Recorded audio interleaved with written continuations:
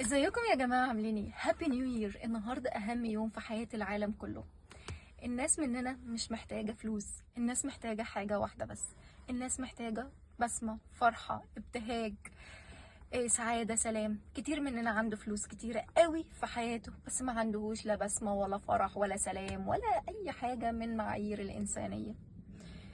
ربنا بيحبنا قوي ان هو ادانا فرصة تانية من خلال الوقت لإضاءة شمعة في قلوبنا، الوقت للتسامح، الوقت للتعبير عن الحب، وهو الهدية الأعظم والأغلى.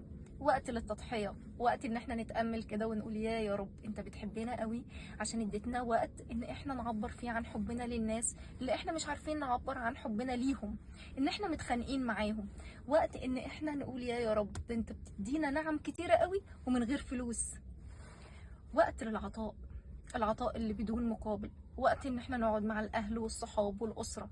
وقت ان احنا نتعامل مع الناس في الشارع ونعيد عليهم ونقول لهم كل سنه وانتم طيبين حتى لو هم ما يعرفوناش، بس المهم نضحك في وشهم ونعبر لهم عن اللي جوانا، ونقول لهم ان احنا بنحبكم حتى لو ما نعرفكوش، من خلال معايير وشنا ومن خلال الوقت اللي ادهولنا ربنا.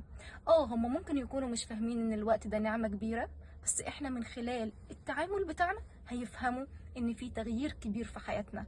شكرا.